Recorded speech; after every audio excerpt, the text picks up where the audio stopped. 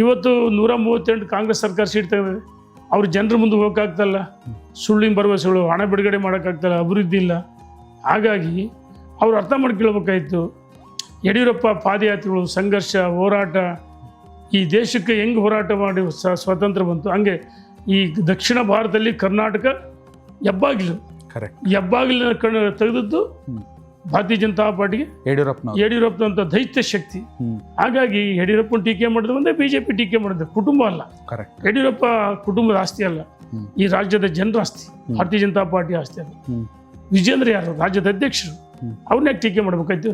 ಅವ್ನ ಅದೇ ಯತ್ನಾಳ್ ರಾಜ್ಯದ ಅಧ್ಯಕ್ಷ ಮಾಡಿ ಯುರೋಪ್ಗೆ ಅಂತಿರಲಿಲ್ಲ, ವಿಜೇಂದ್ರ ಒಪ್ಕೊಳ್ತಾರೆ, ನಾವು ಒಪ್ಕೊಳ್ತಿದ್ವಿ. ನಾವಿಡ ಅನಗತ್ಯ ರಾಜ್ಯಾಧ್ಯಕ್ಷರಾದ್ರೆ ನೀವು ಒಪ್ಕೋತೀರಾ? ಈಗ ಪಕ್ಷದ ಹೊರಗಡೆ ಇದಾರೆ, ಅವತ್ತಾಗಿದ್ರಿ ಅನಗತ್ಯವಾಗಿ ಮಾತಾಡ್ಬೋದು. ನಾನೇನು ಒಳ್ಳೆ ಸ್ನೇಹಿತರೆ ಅವರು, ನಾವು ಭಾಳ ಆತ್ಮೀಯರೇ, ಪ್ರಶ್ನೆ ಇಲ್ಲ, ನಾವೆಲ್ಲ ಚೆನ್ನಾಗೇ ಇದ್ವಿ.